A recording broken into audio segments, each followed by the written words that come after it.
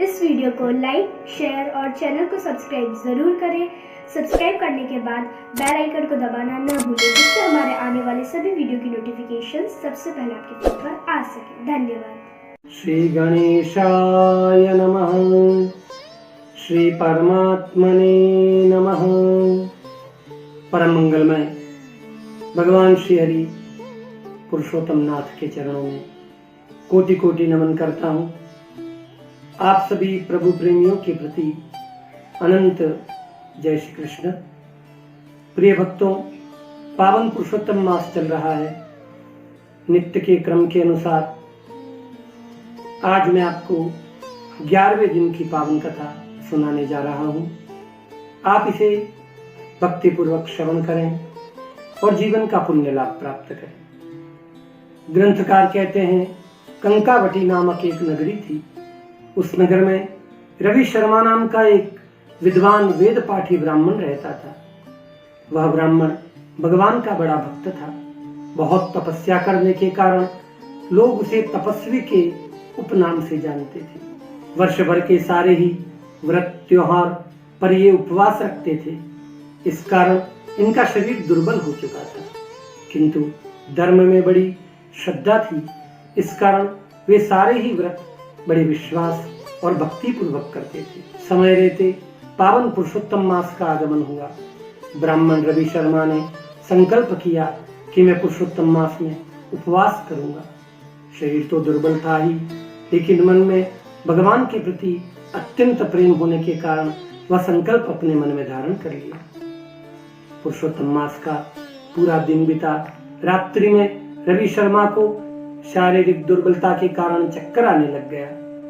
रवि शर्मा ने विचार किया, आज तो पहला ही दिन है और मेरी दशा इस तरह से हो रही है, मैं क्या करूं? किंतु भगवान के भरोसे बैठा हूं, जो होना होगा वह तो अवश्य होगा।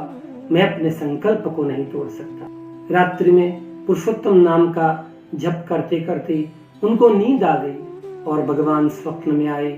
पुरुषोत्तम भगवान ने स्वप्न में आकर सिर पे हाथ रखा और कहने लगे, हे विप्रदेव, आपका शरीर दुर्बल है। आपने इतना कठोर तप क्यों किया?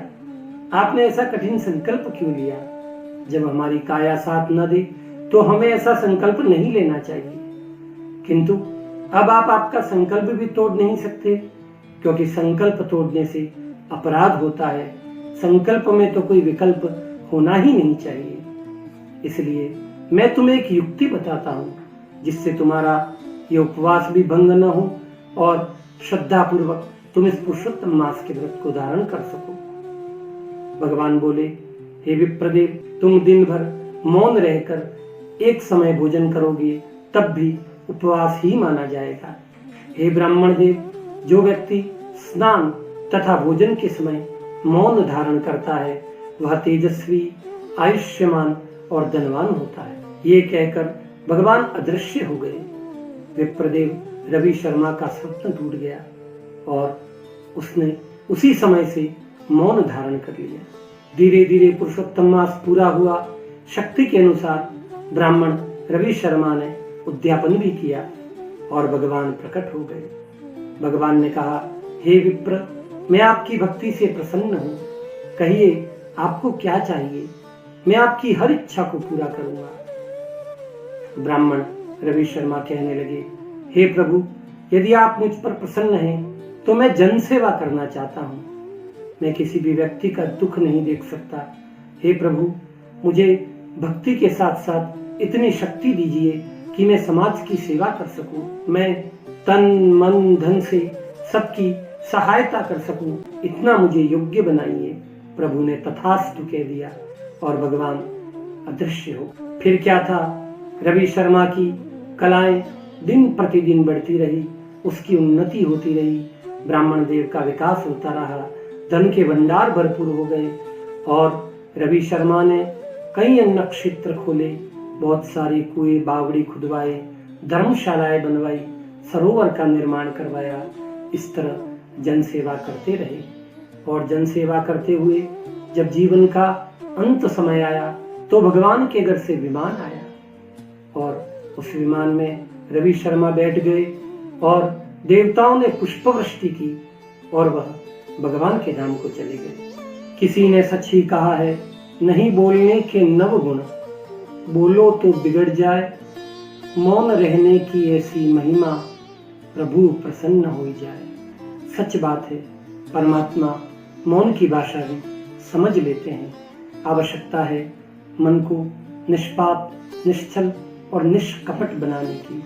हे पुरुषोत्तम भगवान, आप जिस तरह प्रत्येक भक्त को प्रकट होकर अधिक मास के उद्यापन पर दर्शन देते हैं, इसी तरह इस कलयुग के भक्त को भी आप किसी न किसी रूप में पधार कर उसे अपने दर्शनों से।